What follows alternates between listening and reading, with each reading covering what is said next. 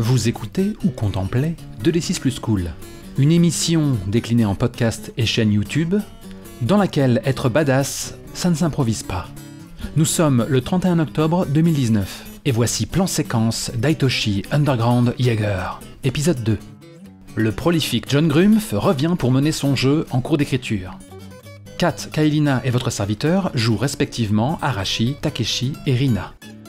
Il y a quelques jours encore, ils étaient des freeters, des travailleurs précaires, constamment dans les galères d'argent, de logement, de relations, souffrant du manque de respect et sans avenir dans un Tokyo décalé, tentaculaire et surpeuplé. Ils se sont suicidés pour arrêter de souffrir. Médicaments, rasoirs, chutes mortelles, noyades, ils savent que ça a marché. Mais ils se sont pourtant réveillés dans leur chambre miteuse, ou allongés dans une minuscule loge d'un hôtel capsule, avec, auprès d'eux, l'équipement adapté à leur nouvelle existence. Ils sont désormais des Jägers, chasseurs immortels, chargés d'enquêter sur les actes de violence horribles et de traquer les tueurs en série responsables.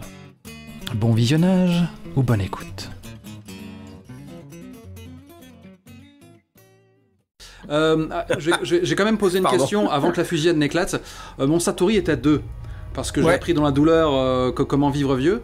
Quand est-ce que tu vas alors on est quoi? On est le même jour? On est le soir, je crois. On est le soir. Ouais. T'as pas encore dormi, donc t'es toujours à 2. D'accord. Parenthèse, autre question d'ailleurs. Moi je suis débarqué fraîche comme une rose auprès du médecin légiste et de mes petits camarades, après m'être pris quelques bastos dans la gueule et aussi avoir vu avoir plongé mon regard dans ceux terrifiés de mon fils. On part du principe que j'ai fui, et concrètement, quelles sont les blessures de Rina, en définitive? Tes blessures se sont grosso modo refermées. Si elles étaient un peu graves, et on peut imaginer qu'elles étaient un peu graves, mais en fait, elles se sont refermées. T'as pas régénéré en tant que tel, t'es toujours un peu plus faible, mais effectivement, tes blessures se sont refermées, et si t'as des trous de manière surnaturelle, bien sûr. Oui. Ah, mais je vais passer les journées entières à me planter un couteau dans le bras pour voir ce que ça fait.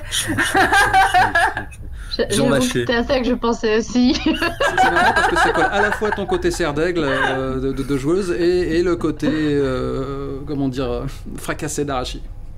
Quand j'étais petite, je me tailladais. Je continue.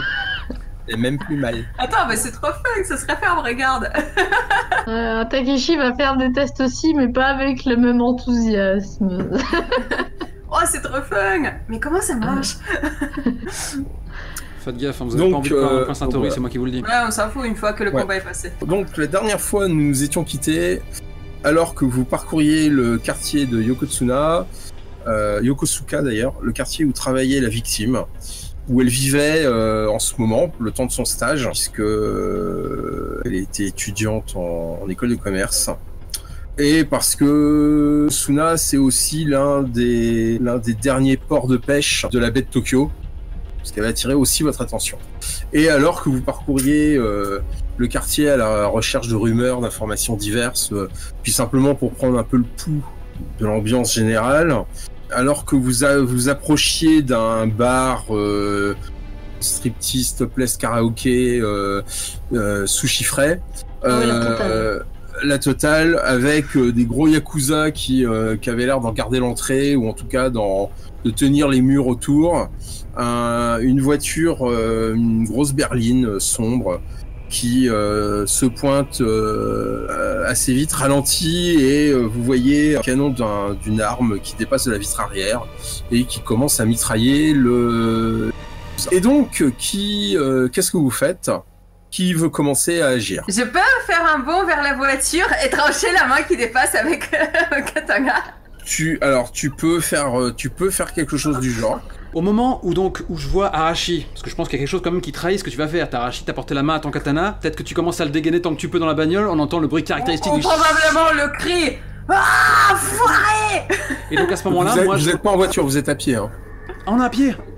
Ah bah oui, vous êtes à pied. A priori, vous êtes à pied, ouais. D'accord, donc je pense que c'est un moment, t'es un petit peu, comme une sorte de bête sauvage, avec un sourire jusqu'aux oreilles, ou peut-être juste de la haine, et t'as sorti vraiment ton katana interminable C'est pas uniquement de la haine, il y a beaucoup de jubilation aussi. D'accord, ok. Je vois exactement ça. Une joie sauvage. Il y a pas mal de personnages dans ce genre de fiction que j'imagine parfaitement collés à ce que tu décris. Et donc, à un moment où tu as sorti ta lame étincelante qui s'apprête à faire couler le sang, moi je vais hasarder. Hein, ce sont des gens comme eux qui ont brûlé vif mon mari. Pourquoi est-ce qu'on les sauverait? Ce sont que des gardes de gang. Leur tour viendra. Les chiens. Leur tour viendra aussi. Oh mais la foudre divine! Donc en fait, tu veux hâter le processus d'élimination, d'extermination. Oui. Et donc Takeshi? Donc Takeshi intervient, il est droit comme un piquet à côté, impassible. Rina a raison, on n'est pas là pour ça. Ah. Ceci étant, t'as sauté. Bien sûr. Sur ces mots, tu sautes en direction de la voiture. J'attends pas. Parce que donc tu vas commencer par me lancer 2d6 pour déterminer l'initiative de tes camarades. Ah, la petite molette que j'ai mis dans un coin du board pourra donc être utile. Parce que bon, après, il y a ce que nos personnages semblent souhaiter et ce que les joueurs veulent. Les joueurs, ils veulent de la bidoche, ils en veulent plein les murs. Forcément. 5. 4 et 1. Donc, ok. Ouais, 4. Alors, ça veut dire que moi, je vais lancer des initiatives pour mes bonhommes. Donc, que signifie ces jets? Donc, je vois un 4 et 1 pour notre pomme. Alors. Ça, c'est l'initiative des méchants. Ça, c'est les initiatives des méchants. Arashi, tu vas donc agir en premier. Ensuite, j'ai des gens qui vont agir à 5. Ensuite, toi, tu vas désigner qui parmi tes deux camarades agit à 4. Ensuite, j'aurai des gens qui agissent à 3, puis des gens qui agissent à 3. Et tu désigneras qui est la deuxième personne qui agit à 1. En fait, le personnage qui prend la main et qui commence le tour tire l'initiative de ses camarades et distribue la parole, entre guillemets. D'accord. Donc je donne l'initiative la plus rapide à Takeshi parce que pour l'instant, qui a agi le plus. Pour l'instant, tu agis. Arashi, tu vas commencer par agir et puis ensuite, on verra comment la situation évolue. Donc, c'est toi qui agis en premier. A priori, tu vas en full violence. Ouais. Ça te fait combien, Satori plus violence? Violence à 5. Satori 3. D'accord. Donc, ça veut dire que t'as un total de 8 dés entre les pattes. T'as une poignée de 8 dés. Sur ces 8 dés, combien tu mets en défense? 1. D'accord. Remarque. Méfie-toi. C'est-à-dire Ben moi, au début, j'ai été un petit peu négligent vis-à-vis de la défense et j'ai mangé chaud. Crois-moi, tu ne veux pas perdre ton précieux Satori. Donc il faut mettre un minimum. Après, je dis ça, mais il y a aussi dans le feu de l'action... Ouais, mais c'est pas du tout son état d'esprit, donc moi je dirais... Non, mais... Ok, agressif protégé, très bien. Et ben maintenant, tu laisses 7 dés à lancer et on va voir ce que tu fais avec tes 7 dés. Il y a 2 6, un 5. Donc ça te fait 5 qualités, d'accord?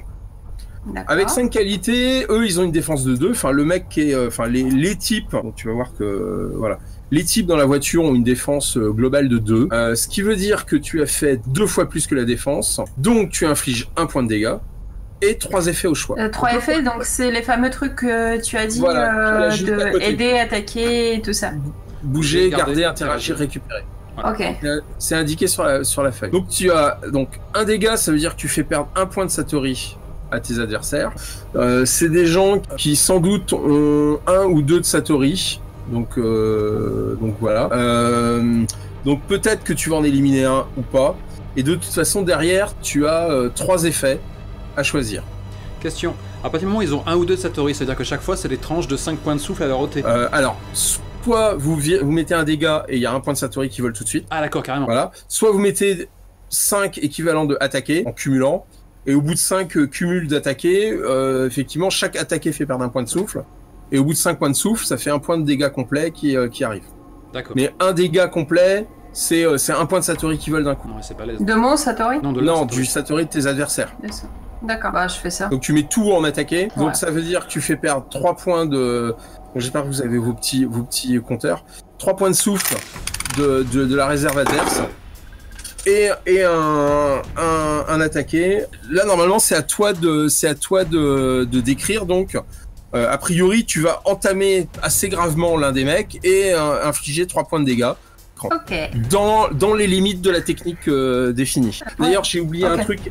En fait tu peux mettre que 2 attaques parce que tu as besoin d'un bouger. D'accord. Pour aller jusqu'à la voiture, pour sauter vers la voiture, tu as besoin d'un bouger. Oui. D'accord. Donc tu n'as pu mettre. Tu as mis un bouger et 2 attaques. Est-ce que traverser le toit du véhicule, ça compte pour le bouger? Parce que tu peux passer au travers ou... Ouais, c'est ça. Bah oui, ça va compter. Par contre, il faudra que tu dépenses le pouvoir, quoi. Le pouvoir. Bah, t'as pas un pouvoir pour passer au... Non? Non, moi c'était juste la badassitude, donc t'es en train de me dire que ça on peut pas se permettre de le narrer, il faut qu'elle passe par la fenêtre si elle est ouverte, tu vois, ce genre de choses. Ouais, il faut ou tu défonces les deux pieds en avant, le pare-brise avant, au milieu de la voiture, avec ça va venir. dans tous les sens.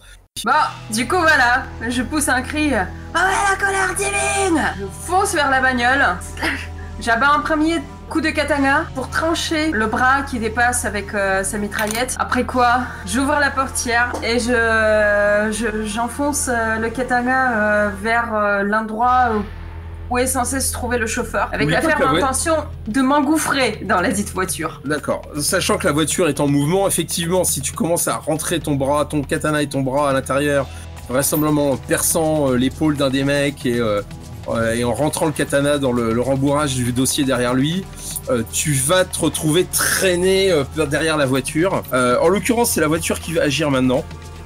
Et pendant tout ce temps-là, je suis en train de rire. Vous entendez?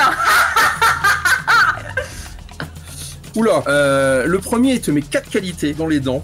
Le type dans lequel tu as enfoncé ton katana, qui effectivement gueule au moment où il se prend le katana dans la tronche.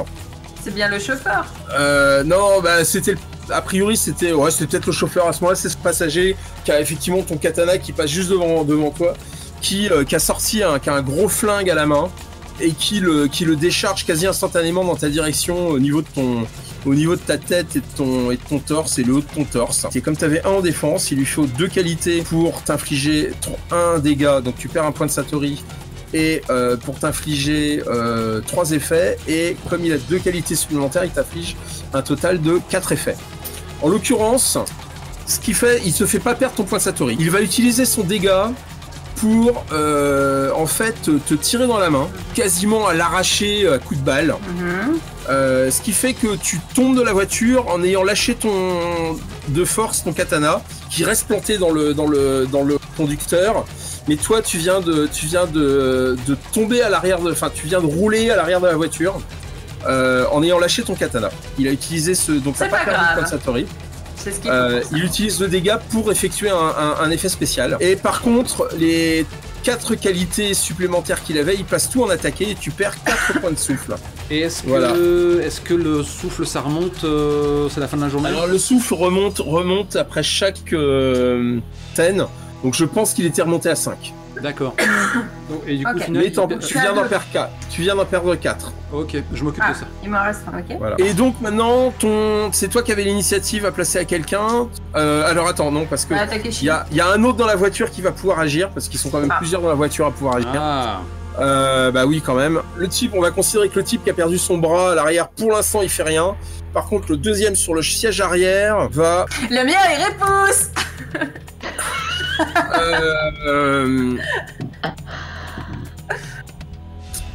Alors ce qu'il va faire lui, c'est que donc il a obtenu 2 qualités, ce qui suffit vu que tu as 1 en défense, qui va suffire à te faire perdre 1 point de Satori.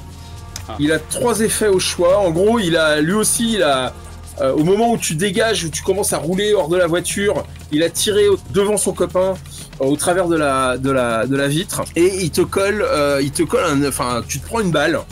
Cependant, il va mettre que 1 point d'attaqué. Alors t'as pris un dégât, donc tu perds 1 point de Satori. Et il te met un seul attaqué qui te fait perdre ton 2e point de Satori. Oui, c'est ça, t'es à 1.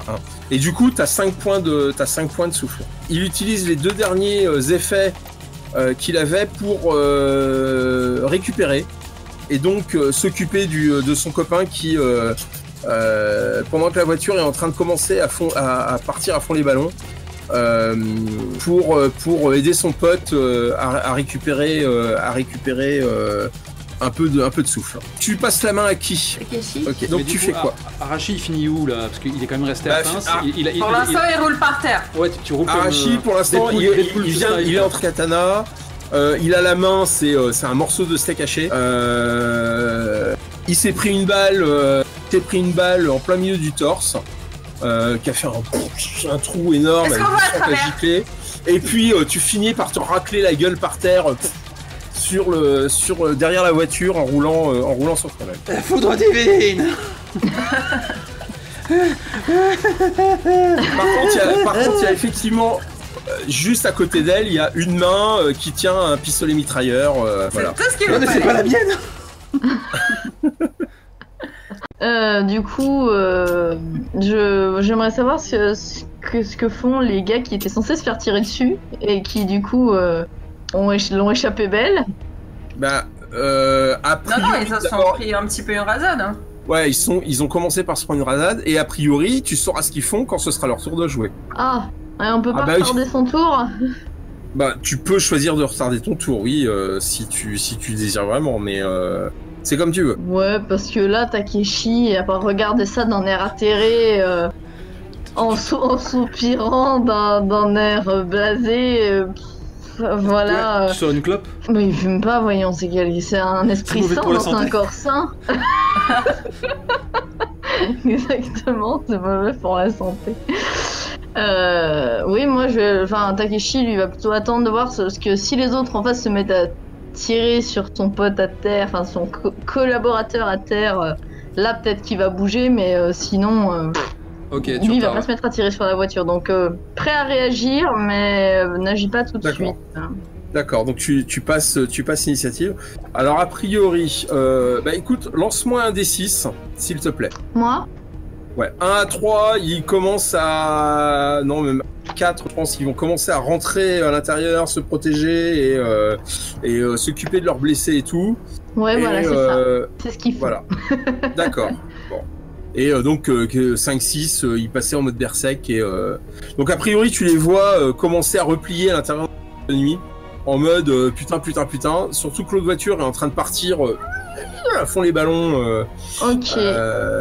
Je vais sortir mon pistolet et je vais tirer dans les pneus de la voiture. Très bien. Et ben, a priori, ça va être du sang-froid, j'imagine. Oh oui. C'est négligemment. Okay. Ça, il sort. Ok. Bah écoute, tu me fais un jet de. Donc, combien tu mets en défense, si tu estimes que tu as besoin de mettre de la défense ou pas. Ils ont encore des armes. Bah oui, il a encore une arme à feu, le gars derrière. Ils sont loin. Non. Pour l'instant, il y a que 2 des mecs qui à bord ont agi. Hein, donc, bon, après, le chauffeur, il va pas agir beaucoup. Et l'autre blessé non plus. Méfie-toi, tu veux pas perdre Satoshi. Non, moi je veux pas. Je vais quand même mettre un. Ouais, je vais quand même mettre un en défense, histoire de. Okay. C'est peu. Bon, bah, je vais en mettre 2, mais après je vais rien réussir, moi. Hein. Si je suis quelqu'un de méthodique et de prudent, et j'ai pas envie de griller ma couenne pour les bêtises d'Arashi. Ta place est dans un bureau. C'est pas les bêtises, c'est du fun. Non, c'était inutile pour l'enquête et ça nous ralentit. Du coup, ça fait qu'au lieu de lancer 8 dés, j'en lance 6, c'est ça? Oui. Ils ont une défense de 2. On est tous avec toi. 1, 2, 3, 4, 5. 5 qualités. Ok. A priori, tu peux... Donc, tu as mis 1 dégât et 3 effets. Clairement, le dégât peut suffire à ce que ta balle traverse la gueule d'un des mecs. Si c'était l'un de ceux qui était déjà blessé, tu l'élimines. Si c'est un autre, tu lui mets juste... tu fais perdre un point de satori. Et autrement, tu as 3 effets au choix, comme tu veux. Est-ce que les 3 effets peuvent suffire à défoncer les pneus de la voiture pour l'immobiliser? En tout cas, la faire avancer beaucoup plus lentement. Oui, parce que tu vas mettre des interagir. Donc, si tu mets un interagir par pneu. Ouais. Bon, ça devrait suffire. Hein. Bon, si déjà je fais les 2 pneus arrière, ce qui me laisse encore un effet, bah, je vais faire un bouger et me rapprocher. Donc je vais faire ça. Donc effectivement, premier coup de feu, il y a une tête qui explose quelque part. Il y a le peu de vitre encore intact se retrouve maculé de sang. Ensuite, le type à l'arrière ou le conducteur? Ah, le conducteur. Comme ça, on est sûr que la voiture, elle bouge plus. C'était la même mission immobilisation. Voilà.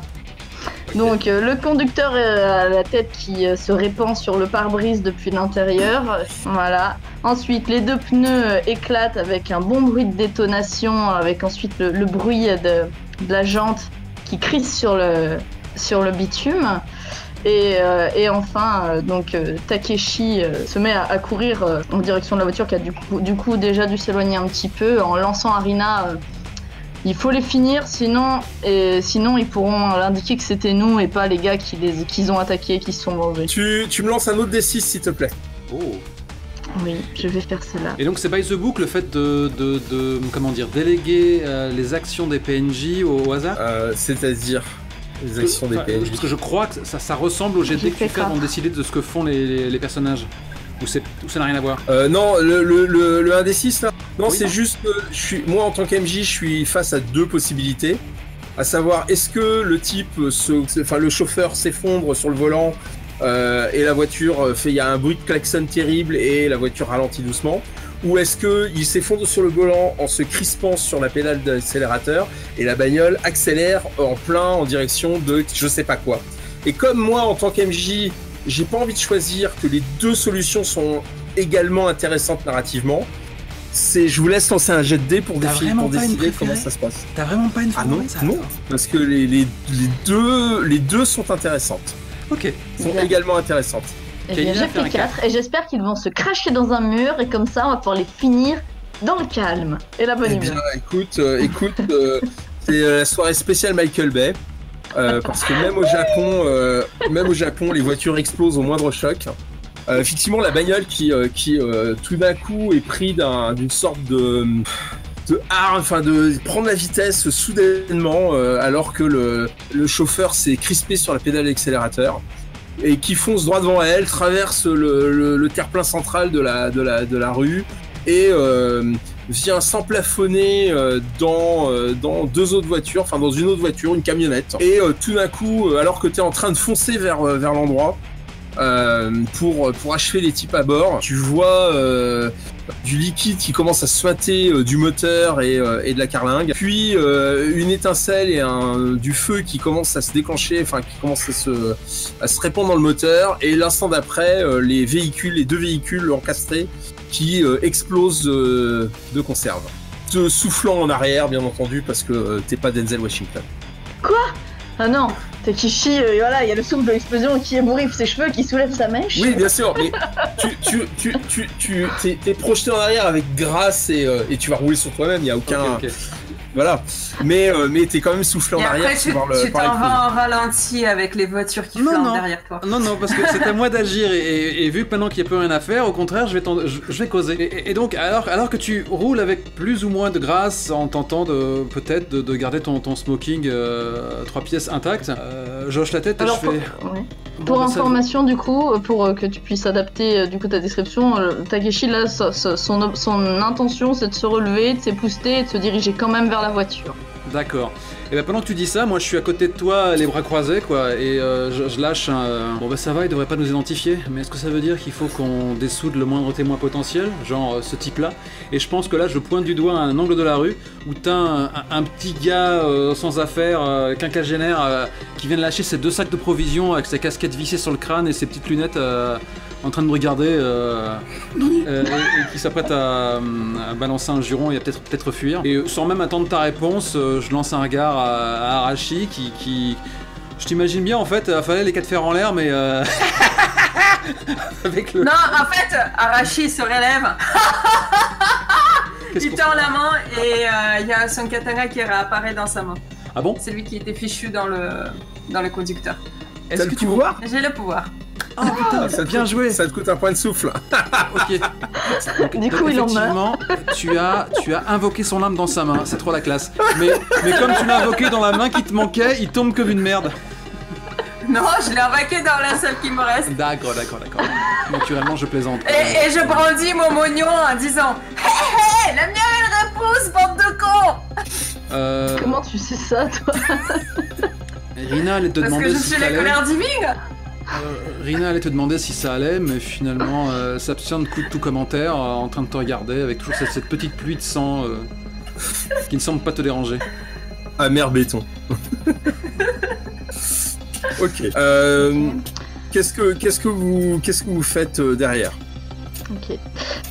Moi, du coup, je jette un coup d'œil au petit vieux que m'a indiqué Rina. Je vais même me caster pour l'instant. D'un ton presque anodin, mais avec une pointe de froideur un petit peu quand même inquiétante, je lui lance... Vous devriez pas être là, monsieur. Vous feriez bien de faire demi-tour et de rentrer tranquillement chez vous, par un autre chemin.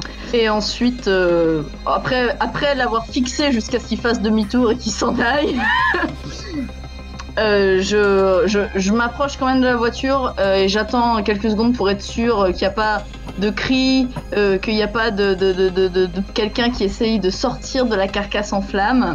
S'il y a la moindre suspicion de mouvement, je tire, voilà. Parce que il vaut mieux être désolé. Ils vont encore moins répondre aux questions du coup, si tu les abîmes. Mais on n'a aucune question à leur parler, ils étaient pas là pour nous et il fallait juste qu'ils disparaissent pour être sûr qu'ils viennent pas nous chercher des noises après. Pas de survivants de leur côté, ils partiront donc du principe que c'est ceux qu'ils ont attaqués qui ont fait le travail et personne ne nous connaissant, personne ne fera d'hypothèse improbable. Mais dans ce cas, compagnon, pourquoi les avoir attaqués en premier lieu? Parce que vous êtes des PJ, vous êtes des psychopathes, c'est tout. De toute façon, on a des masques. Ah, pas pour toi, moi j'ai pas mis le mien. Moi je ne les aurais pas attaqués si Arashi n'avait pas bougé. Il m'a obligé à faire ça. Maintenant, on va continuer notre enquête et se désintéresser de ces affaires qui ne sont pas les nôtres. Vous voyez, venant bar karaoké, boîte de striptease / ce que vous voulez, deux yakuza plutôt jeunes, pas très épais, qui s'approchent de vous avec une certaine circonspection.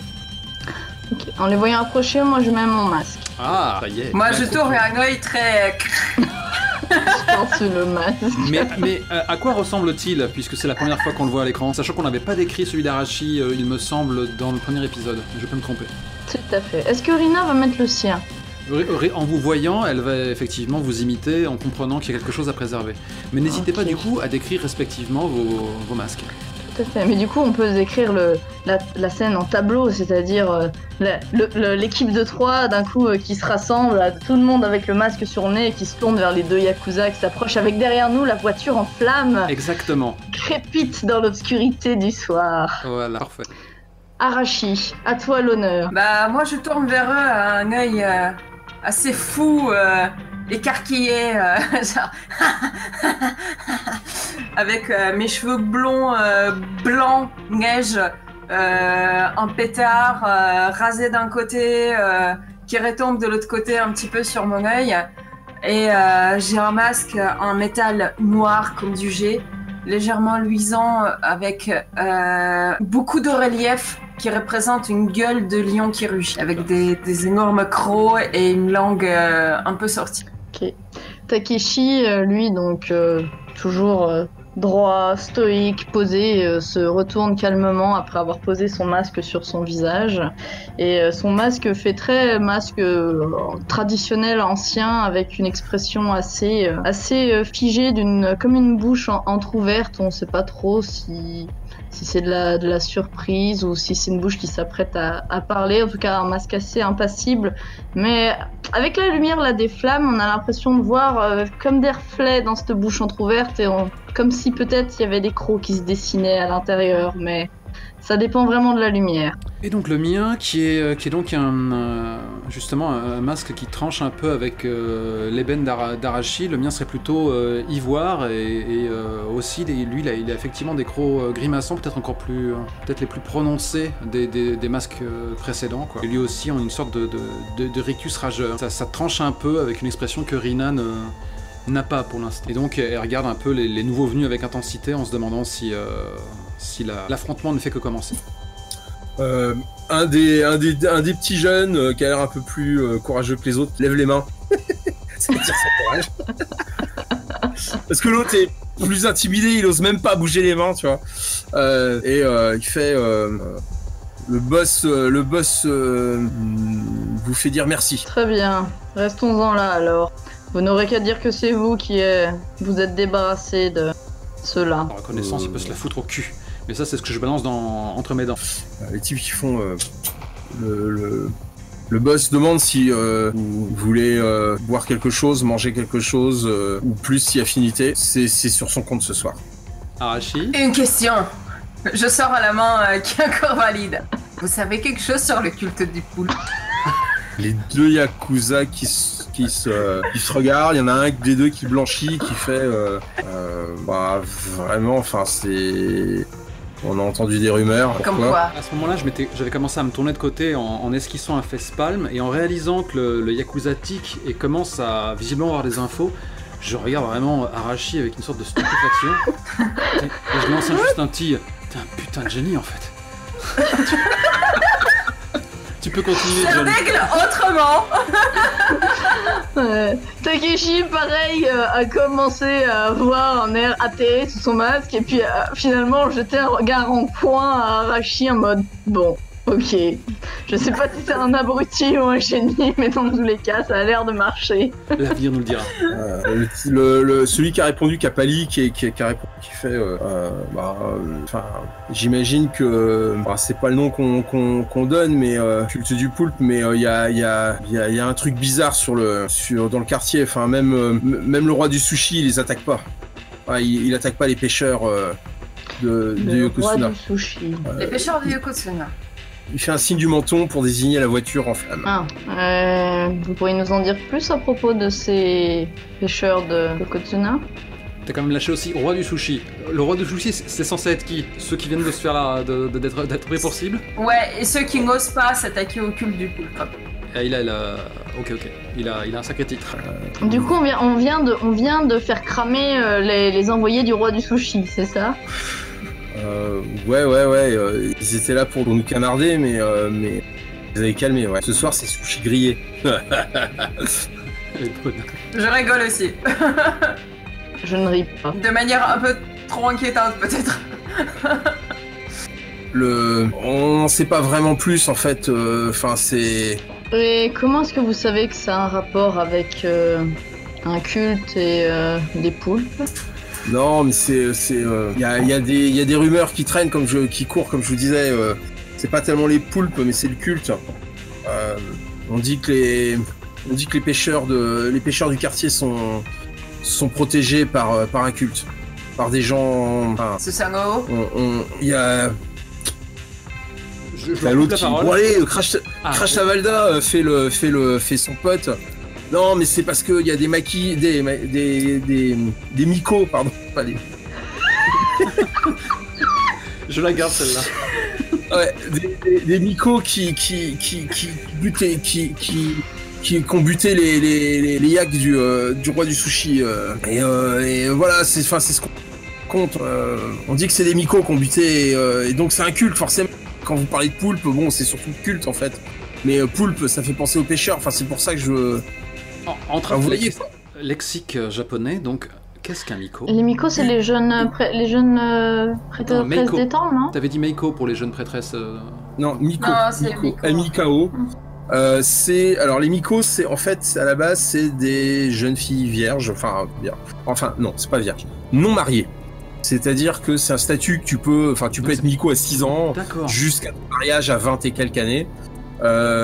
C'est les servantes des sanctuaires Shinto qui traditionnellement sont traditionnellement habillées avec une grande tunique blanche et des pantalons rouges. Tout à fait. Et donc c'est de ça dont on parle. Et a priori, il semble que ce soit des Miko qui aient flingué.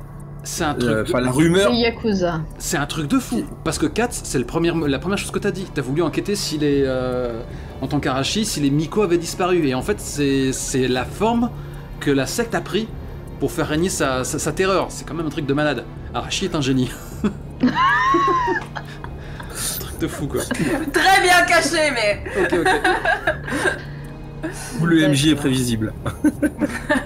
Ok, et donc à ce moment-là, moi je trace, Rina trace en direction des Yakuza, elle en empoigne un par sa chemise bon marché, un peu tape à l'œil, il lui fait raconte toute la putain d'histoire, où est-ce qu'il rôde cette secte? Je sais pas, c'est le quartier des pêcheurs qui est protégé, mais nous de toute façon on n'y mettait pas les pieds avant, on avait des... Enfin c'est parce que c'est la guerre du poisson sur Tokyo. Vous êtes pas au courant? Non. Expliquez. On se bat pour les parts de marché dans les sushi bars. Il y a du pognon à vendre tout poisson, à fournir la poiscaille aux restaurateurs et à prendre notre part dessus et ça fait longtemps que les différents quartiers, enfin les différentes bandes de la ville se partagent les quartiers. Mais l'année dernière, ou il y a 2 ans, il y a un nous qui se fait appeler le roi du sushi et qui vise à contrôler entièrement le marché des sushi bars, enfin, de la fourniture aux sushi bars en poisson. D'accord. Et depuis combien de temps est-ce que le quartier des pêcheurs est protégé? Un moment déjà. Enfin, en fait, à notre connaissance, nous on a toujours acheté le poisson du quartier à son prix normal, mais le roi a voulu, de ce qu'on sait, le roi a voulu faire pression pour prendre contrôle et il a jamais réussi. Ça fait peut-être depuis qu'il est en ville qu'il a commencé il y a 1 ou 2 ans qu'il a commencé à vouloir prendre la place. Il a jamais réussi à s'installer sur Yokosuka. C'est-à-dire, quand il envoie des hommes pour faire pression, des mycos sanguinaires apparaissent et liquident ses gars? Ouais, tout à fait, exactement, c'est exactement ça. Et comment est-ce qu'ils sont tués, ces hommes du roi du sushi? Par balles, ils sont égorgés, décapités? Ils sont découpés, ils sont écaillés, quoi. Ils sont écaillés, c'est pas des poissons. Non, mais ils sont vidés pareil et leurs cadavres sont... Enfin, la police a récupéré plusieurs fois des cadavres bien abîmés. D'accord, très bien. Ça change de ces luttes autour de la drogue. Le roi du sushi et ses terribles maquis. Il y a vachement plus de pognon à se faire dans le poisson que dans la cocaïne, hein, je vous le dis. Hein. Ok. Bon. On connaît pas trop Yokosuka. Tu nous montrerais où se trouve leur territoire? On a envie de leur rendre une petite visite. Il vous fait signe enfin, il montre la direction du front de mer. C'est là-bas, enfin, c'est tout le quartier là, et puis derrière, là où il vit, enfin, c'est tout le quartier, quoi. Puis d'un large mouvement de la main, il vous désigne un cadran assez important du front de mer. Très bien, messieurs. Restons-en là alors pour ce soir. Nous vous remercions pour ces informations et disons que nous sommes quittes si vous ne parlez pas de notre implication. Nous n'avons pas envie de nous mêler de vos affaires. Et l'invitation du boss? Vous pouvez... Rien à péter. Vous pouvez courtoisement le remercier et lui dire que les informations étaient un paiement suffisant et que nous avons fort à faire. Bien. De point de vue joueur, ça aurait pu être drôle. D'un point de vue de personnage, Rina aurait pas voulu mettre les pieds. Hop là. Oh, salle de pachinko. Donc nous avons une vue un peu plus réaliste de Yokosuka. Voilà. Yokosuka. Donc le truc intéressant, c'est si vous avez vos Google d'ouvert et que vous êtes sur le coin, c'est éventuellement de pouvoir vous balader, de regarder un petit peu avec du Google View à quoi ça ressemble, ce genre de choses.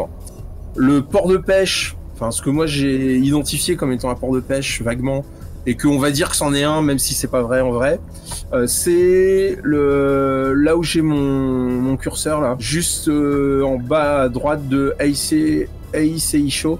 Tu te rends compte que c'est très peu radiophonique, D'accord. ce que t'es en train de dire? N'oublie pas qu'il y a une partie du public qui écoute. Oui, certes, c'est sur la carte satellite de Yokosuka. Il y a un petit bout de port qui, a priori, vu l'image satellite, a l'air d'abriter un certain nombre de bateaux de pêche. Merci 1000 fois. Voilà. Et sur les quais, notamment, on voit des casiers, des filets, du matériel de pêche à sécher et à ravauder. Autour, il y a un certain nombre d'entrepôts visibles. Tout ça, c'est sur une zone industrielle, mais derrière, il y a toute une zone urbaine qui, si on s'en approche via le satellite, on se rend compte que ce sont essentiellement plein de petites maisons côte à côte, serrées. Le grand Tokyo tentaculaire, avec les grands immeubles dans tous les sens. En vérité, c'est vraiment le centre-ville parce que dès qu'on est, c'est pour ça que ça s'étend aussi loin. En réalité, toutes les banlieues de Tokyo, c'est essentiellement des amas de petites maisons qui ont un côté assez kawaii souvent. Et c'est intéressant d'aller s'y balader avec le Google Street View. Ça permet de voir un peu à quoi ça ressemble et l'ambiance générale. En sachant qu'ici, on se retrouve quand même avec une différence majeure par rapport au Tokyo d'aujourd'hui, j'imagine, qui est que la nuit, il y a très très peu d'éclairage qui fonctionne, que il y a très peu de gens dans les rues, à part effectivement des gangs de jeunes et de moins jeunes qui se livrent à diverses activités plus ou moins répréhensibles. Bien que la plupart du temps, ça consiste surtout à faire la fête, à boire des coups, à se tirer la bourre et à draguer les filles, plus ou moins. Ou pour les filles, à draguer les mecs. Parce qu'elles aussi, elles se tirent la bourre, elles boivent et elles font le point. Voilà. Sympa. Bon, on n'a plus rien à apprendre de ces deux-là ? On est d'accord ? Oui. Et que le plan, ça reste d'aller sur place en mangeant ostensiblement du poule pour qu'il y ait une Meiko qui nous tombe sur la tronche et qu'on puisse l'interroger sur ce... Oui, avant qu'elle nous vide comme du poisson. Voilà. Ce qu'on va faire, donc, c'est qu'on va faire une ellipse. Qui a envie de lancer la scène suivante ? Peut-être aussi l'occasion de faire un léger flashback, je ne sais pas. Est-ce que, vu que moi j'ai eu droit à mon petit moment de spotlight, est-ce que Takeshi ou Arashi ont envie, par un subterfuge connu de seul, de nous donner un petit aperçu de ce qu'ils sont, de leur psyché ? Moi, pas encore, parce que j'ai trop monopolisé le jeu au début, donc je laisse ma main. Très mystérieux, Takeshi, du coup, c'est toi qui t'y colle ? Est-ce que on peut être directement au bord de l'eau ? Oui. Sinon, il n'y a pas de raison que je fasse de flashback. Une adolescente en fauteuil roulant, mais il y a peu de chance. Clairement, t'as la main sur la narration. Tu détermines le début de la scène suivante, ce que vous êtes en train de faire, ce que vous voulez faire, et on part de là. Écoute, il y a un air de saxo larmoyant qui commence à se faire entendre. Vas-y. Pourquoi du saxo ? Parce que... Non, violon. C'est le côté film noir. Des petites notes de piano mélancoliques à la japonaise. Joe Hisaishi. Avec une petite note de violon, un peu larmoyant. Voilà. Pour le fond sonore, sur YouTube, il y a moyen de récupérer du funk jazz japonais des années 70, dans lequel tu as des vieux grooves de malades et du sekikawe et autres fluides shamisen par-dessus. Donc voilà. T'as des montages, c'est pas des montages parce que c'est des albums qui sont sortis à l'époque, et des musiques de films aussi, qui sont assez... Ouais. Ça peut faire le boulot. Brilliant. Je me moque. Donc, vas-y. Très bien. Donc bon, j'imagine que là, il fait définitivement nuit. De toute façon, au moment où nous arrivons dans le quartier de Yokosuka, et plus particulièrement, nous sommes dirigés vers le port de pêche. Nous sommes donc rapprochés de la côte, et nous avons débouché dans un petit port, une enclave plus ou moins carrée, rectangulaire, plongée dans l'obscurité. La forme de filets de pêche, de casier se découpe dans l'ombre, et nous nous retrouvons donc dans ce petit port de pêche avec des bateaux à quai et l'eau qui vient clapoter contre le quai. Takeshi, silencieux comme souvent, se rapproche du bord, il regarde l'eau noire d'un air pensif. Curieusement, pour une fois, il y a une réaction visible chez lui. Pour un observateur qui serait attentif, il a quand même la peau qui a une chair de poule très visible d'un coup sur la nuque. Et il finit par se détourner en secouant la tête, en se retournant vers les deux autres. Apparemment, l'eau noire lui rappelle le souvenir encore très frais de la veille au soir, quand il pensait ne pas en ressortir vivant. Pas envie de nous décrire justement le petit flashback là, un petit peu, des miettes que le spectateur peut voir? Tout à fait, d'accord. Apparemment, donc, nos trois compères sont tous morts la veille au soir. Et pour Takeshi, ça s'est déroulé donc sur une jetée, un peu comme celle qu'on peut apercevoir depuis le quai du port de pêche, là un peu plus loin. La nuit, une jetée déserte, le clapotis de l'eau, les lumières lointaines de la capitale, de l'autre côté de la baie, une chaîne entourée autour de sa cheville, des parpaings et la chute dans l'eau glacée, la pression dans ses poumons et puis le noir la brûlure, puis plus rien. Les raisons qui l'ont poussé à commettre ce geste ne sont-elles pas toujours d'actualité aujourd'hui? Qu'est-ce qui l'empêche de recommencer? Probablement le sentiment soudain d'être puissant, de pouvoir faire quelque chose. C'est le sentiment d'impuissance et d'échec qui l'a poussé à vouloir mettre un terme à sa vie, et il s'est réveillé avec des moyens d'agir. Dans la boîte? Ouais. Par contre, moi, j'ai toutes les caméras qui clignotent. C'est une forme d'applaudissement silencieux? Effectivement, Cersei a pas... Il est encore tôt dans la nuit, enfin il fait nuit, mais il est pas encore 9h. Le bassin est relativement silencieux, les alentours aussi. Vous n'avez pas forcément pu vous approcher directement dans le du bassin, parce qu'il y a des barrières tout autour, des grillages. Par contre, il y a d'autres accès près de la mer, dans lesquels vous pouvez effectivement à la fois admirer l'eau, vous contempler dedans, et puis avoir une vue du bassin de pêche. À l'entrée du bassin, justement, il y a des lumières rouges qui clignotent selon un rythme précis, indiquant le passage de l'entrée. Mine de rien, la baie est extrêmement active. Il y a beaucoup de bateaux qui passent et s'en vont et reviennent.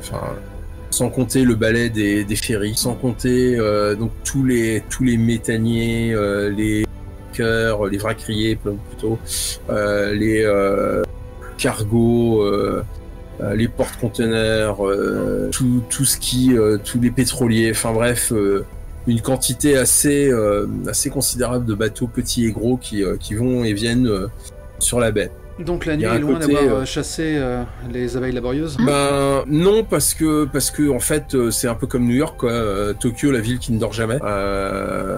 Surtout que les bateaux de pêche, souvent ça part de nuit. Hein. Ouais.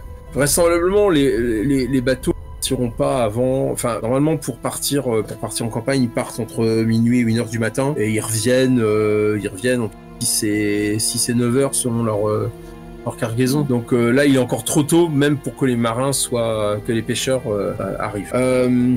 Ceci étant, est-ce que vous pouvez tous les trois me faire un jet de 1d6 a priori sous violence? Oh bah moi, il y a peu de chances que je m'en sorte. Hein.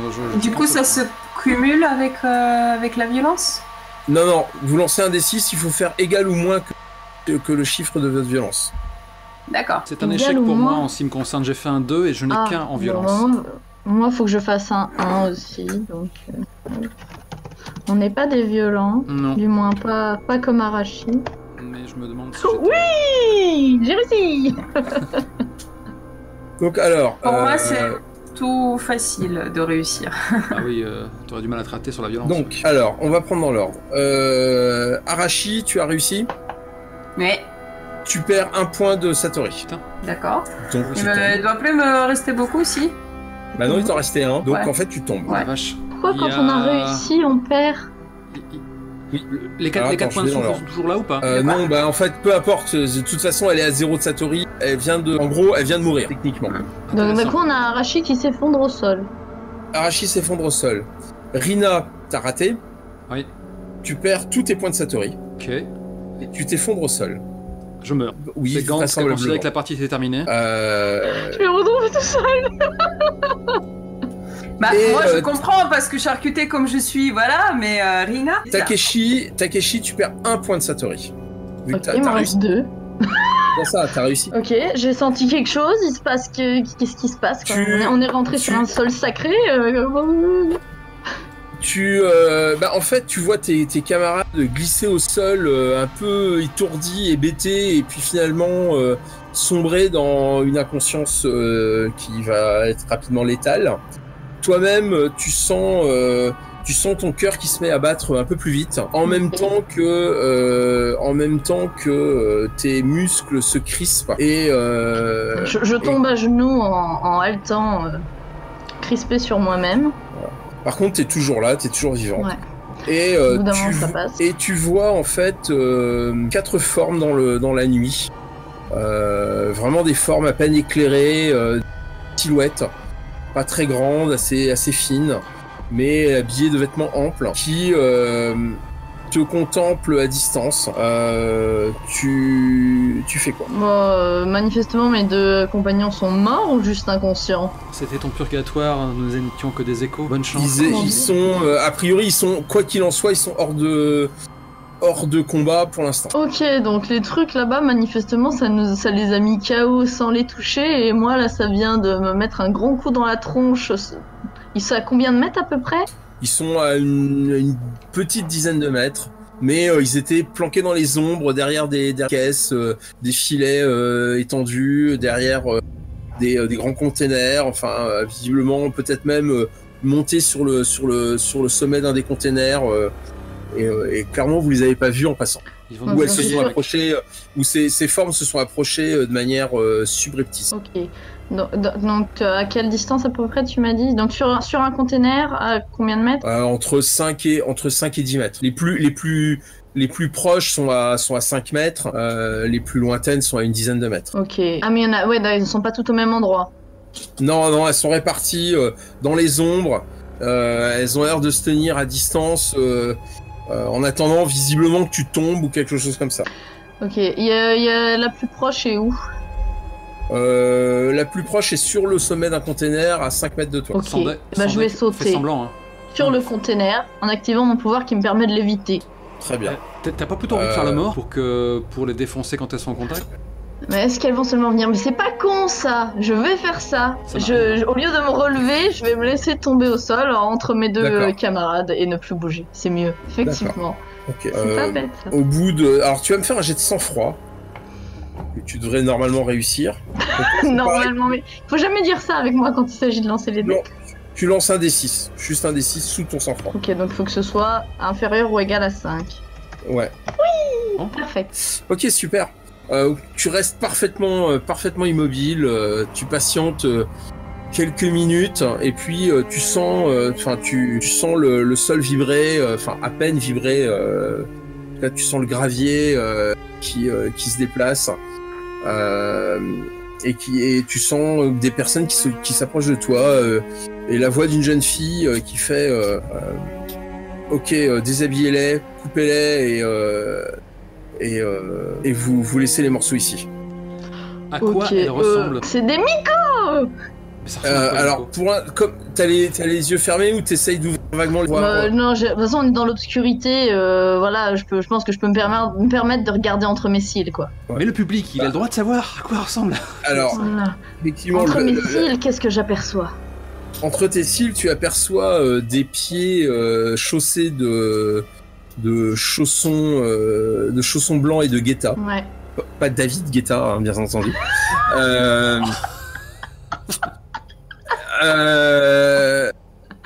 Des grands pantalons rouges vifs. Sans surprise.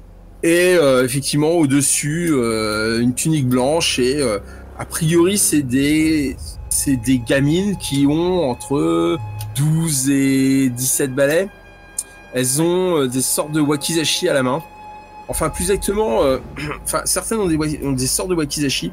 Les autres ont des espèces de kusarigama, mais très bizarres. Alors, c'est une lame un peu courbe d'un côté, une chaîne et une espèce de crochet de l'autre. Je vais finir en tartare. Oui. Et par contre, derrière elle, tu vois que plusieurs porte de très longues sarbacanes qui vraisemblablement ont servi à projeter des dards empoisonnés sur vous. Des dards avec pourtant un venin extrêmement puissant. Venin comme celui qui a paralysé la pauvre Itomo. Peut-être. Qui sait. Peut-être. On ne sait pas. Je vais mourir. Il faudrait autopsier vos cadavres. On est déjà mort. Pour le savoir. Ok. Voilà. Bon, sauver ma peau. Alors, l'eau est à quelle distance? Pas très loin. Tu peux te laisser. Tu peux d'un bon coup de rein te laisser glisser jusqu'à l'eau, enfin te projeter jusqu'à l'eau et plonger du quai dans Et l'eau me projeter noire. par lévitation dans l'eau. Cette ironie morbide. Loin. Roulez, boulez. Laissez-moi mourir. Ok. Tu roules sur Non, toi-même. par contre, j'aimerais bien quand même leur tirer dessus au passage. Quitte à ce qu'elles voient que je sois vivant, autant leur dire Hey vous m'avez raté. Il y a des conséquences. Si tu fais ça, elles auront le temps de tenter des choses contre toi. Ah. Tu passes Je après. peux pas En gros, prendre si- tombant dans l'eau, leur mettre une petite balle, Si, histoire de leur mais dire que je suis si, contrariée. alors, soit tu tombes dans l'eau directement, il n'y a pas de jet, tu te laisses glisser à l'eau, tu leur échappes, et elles n'ont pas le temps de réagir et tu leur as échappé. Soit tu tombes à l'eau et tu leur mets une balle, ou tu tires dessus, mais elles auront la possibilité de faire des choses. Ok. Donc j'ai vraiment la possibilité de rien faire. Je peux même pas, genre. Ah si, Voilà, tu peux- si je veux être sûr de m'échapper, j'ai le temps de rien faire d'autre que de m'échapper. bah, soit tu t'échappes en étant sûr de t'échapper, soit tu je tente tentes un de truc, mais je t'échapper. suis pas sûre. Toi, tu tentes un truc, mais comme tu vas, en fait, tu vas tenter deux trucs à la fois. Mhm. Donc, tu tentes de t'échapper et tu tentes de leur faire des misères. Ou tu réussis à t'échapper. En gros, c'est le tout. Mais non, tu peux. Ouais, mais bon, si elles sont tout est 10 possible. et que je suis tout seul, je vais me retrouver criblé de dards, je vais me retrouver à -8 en Satori, et Non, Et c'est ça bon. va C'est vrai que vous savez pas.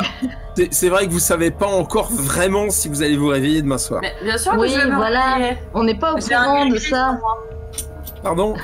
Moi, J'ai un gris-gris sur moi et je suis colère divine, donc forcément je vais me réveiller. Oui, Oui, ben moi je me oui, dis oui. qu'on m'a donné une chance en plus, je sais pas combien exactement on va m'en donner, tu vois. Je me dis que j'ai pas envie de finir découpé en morceaux, ça doit pas être très agréable. Du coup, non, je veux. Ben, Takeshi, il est calme, il est méthodique, il se dit qu'il vaut mieux en ressortir en un seul morceau et revenir plus tard pour les découper. Très bien. C'est mieux. Donc, au moment où elles ne s'y attendent pas, C'est du propre. hop, je me projette dans l'eau et puis après, quitte à mettre un petit coup de pouvoir pour Ok. aller un peu plus loin et être Tu, sûr de euh, ressortir plus loin dans l'eau. Ouais. Tu Hors de vue. plonges dans l'eau noire et froide du. Comme on retrouve une vieille amante. Oui, celle Voilà. que j'aurais jamais dû quitter. Alors, j'allais dire non. Vu ton sang-froid, on va pas s'emmerder à refaire un jet. Clairement, t'es à deux doigts de paniquer au moment où tu te laisses engloutir dans les eaux de la baie. Tu as le temps de voir au-dessus de toi, alors que tu es en train de couler et de te projeter pour essayer de nager au plus loin. Tu as le temps de voir effectivement 2 ou 3 de ces jeunes filles qui se tiennent au-dessus de toi sur le quai et qui te voient disparaître dans l'eau. Mais elles se détournent assez rapidement, visiblement Oui. pour s'occuper de tes camarades. Bah, j'imagine qu'elles doivent se dire que c'est déjà assez miraculeux que j'arrive à bouger après la dose de venin et que du coup je vais juste mourir noyé comme un con. Notamment, tu vas me faire un. Je pense que tu vas me faire un jet de prestance. Pareil, un D6 sous prestance. Ah Allez, faut mince. pour voir comment tu te sors. Parce que il fait froid, je veux pas te faire un jet sous violence, ce serait méchant. Mais sans froid, c'est très bien. Oui, mais sans froid, c'est pour pas paniquer. Là, c'est physiquement comment tu t'en sors. Il fait froid, faut que tu nages dans la baie, faut que tu t'éloignes. En plus, tu t'éloignes des quais parce que t'as peur, donc tu restes pas près du truc. Il y a des courants, il y a. Tu ne vas Et pas puis y la échapper, nuit dernière, quand on bon. Bon, je pense pas que je vais faire l'exploit 3 fois de suite. Non, raté. Tu vas perdre un autre point de Satori. Bon bah voilà. Je suis toujours vivant. Pour l'instant, t'es toujours vivante, mais tu t'affaiblis rapidement. Qu'est-ce que tu essaies de faire? Bah moi, le but c'est de ressortir discrètement plus loin, surtout si elle s'occupe pas de moi. Après, je ressors discrètement de l'eau plus loin où je nage, mais à la surface plus loin. Le but c'est juste qu'elle puisse pas me canarder joyeusement, vu que j'ai vu qu'elle se détournait de moi. Je veux juste m'éloigner suffisamment pour être à peu près hors de danger et après j'aviserai quoi. Une fois que je suis sortie et que je vois que je suis à un endroit où il y a rien, genre j'ai vu sur la map qu'autour du port de pêche il y avait pas mal d'endroits, c'était des sortes de parcs avec des arbres et tout. Des endroits à mon avis il y a pas mal de recoins d'ombre et personne la nuit où je pourrais me sortir de l'eau et reprendre mon souffle. Pas de problème. On va juste faire un dernier jet. Oui. Alors tu vas dire que mais tu vas voir, il est, enfin c'est, voilà, plus à la fois méchant mais pas méchant. C'est juste pour savoir combien de points de souffle tu perds pour rejoindre le bord et te sortir de là. Tu vas lancer un D6. C'est ce genre de bonheur, il est taquin. Non mais t'es à 5 points de souffle. Donc normalement, t'as quand même de bonnes chances de t'en tirer. T'as été totalement coupé. T'as été Après, coupé. normalement, Excuse-moi. tu sais, Normalement, que j'y pense, t'as souvent des petites coupures et moi je crise des dents et je pleure au dedans. J'espère que ça va passer quand même. Bon, on verra. Oui, moi je trouve que ça passe, ça reste très compréhensible. Ouais. Non mais tu compléteras en post-production. Oui, je vais remplacer les syllabes en te doublant. Voilà. Surtout que la barbe cache pas mal les lèvres. Ben alors à ce moment-là, il vous tire dessus là. Et vous êtes peur. Bon, allez vas-y, fais ton jet. Ceci étant, tu as lancé un D6. C'est juste pour voir à quel point. Donc je m'acharne, mais c'est normal. Mais je vais mourir. Et tu lances un D6. Allez, vas-y. On s'en fout. On est tous meurt avec tout le toi. temps. Ah, c'est quand même con d'arriver jusque-là et de mourir. Pourquoi? Parce que j'ai nagé. Ben non, c'est. T'as le système nerveux qui est saturé de poison. Tu viens. Ça va, j'ai déjà perdu un point de Satori pour ça. Oui.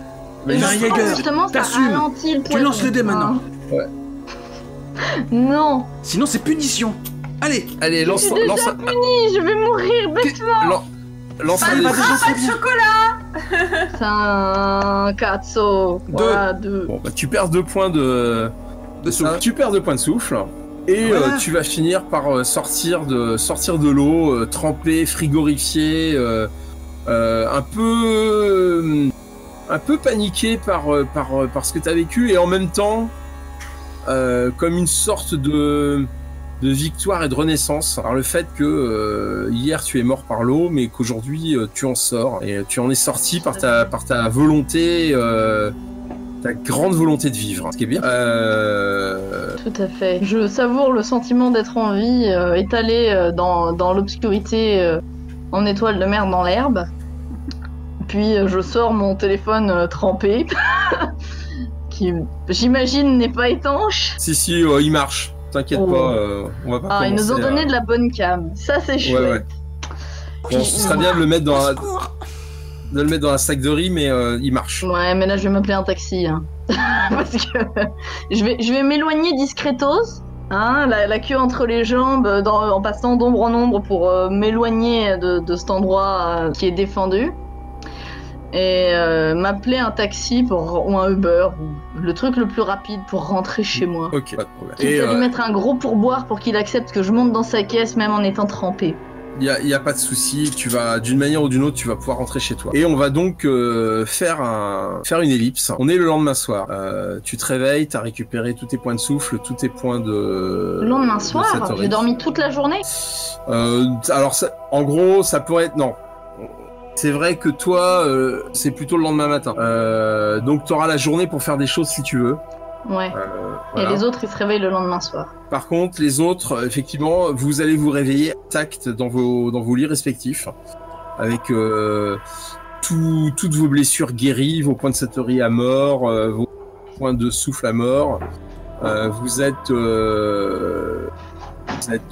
brisé. Intact. C'est le mot que tu cherches. Totalement brisé. Notre fierté, tu vois. La veille, on était des fritters de merde. Puis on est devenus des Jäger. Puis on s'est fait one-shotter. Retour à la case fritters. C'est une pause qui est pas mal. Le fait qu'effectivement il te restera une journée, alors qu'on peut jouer maintenant ou la prochaine fois, une journée pour faire des trucs qui peuvent être aussi d'ailleurs des choses personnelles, avant de récupérer tes camarades. En tout cas, vous avez des informations sur ce qui se trame sur le port. Oui. Ça y est, on C'est sait ce qu'on cherche, exactement. Voilà. La prochaine fois, il faut juste qu'on y aille avec des armures intégrales pour éviter les fléchettes. Bah, maintenant, Voilà. on sait à quoi s'attendre, donc ça va être plus facile. Est-ce que j'ai vu des visages à un moment donné? Oui, t'as vu des visages après. Il n'y avait pas beaucoup de lumière, voire pas de lumière du tout. Tu sais que c'était des jeunes filles. Tu penses pas que tu serais capable de les reconnaître en plein jour sans leur costume, si elles sont déguisées en écolières de base. Je saurais reconnaître les voix que j'ai déjà entendues. T'as entendu une voix, peut-être deux, peut-être, c'est pas sûr. Il n'y a pas eu de prénom. Ça reste des voix de. Non, ça reste des voix. Ouais, lance-moi un D6. Si tu fais 6, il y a eu des prénoms prononcés. Ok. Bah, elles peuvent pas être parfaites. Fushiko. Non, mais je fais que des 1 ce soir. C'était bien, toi, qu'il fallait faire des 1, Bah, mais... c'était bien quand il fallait faire, mais ok. Elles ont été Donc, prudentes. le lendemain matin, toi, tu te réveilles, tu vas être en pleine forme. Et J'ai regagné tout mon Satori. t'as récupéré tout ton Satori. Ça valait la peine de savoir combien t'en avais perdu. Et c'est le soir que, effectivement, Arashi et Rina vont émerger, comme je disais, parfaitement intactes, leurs armes propres et nettes, pas blessées, alors que, effectivement, il s'avère que la veille au soir, vous avez été un peu dépecés et coupés en morceaux. Juste un peu. Ok. Et c'était dans les pages du manga, mais on va jeter un voile pudique sur... on va dire que les pages étaient collées entre elles et qu'on est passé directement à la planche suivante. Je me réveille avec un... Je savais.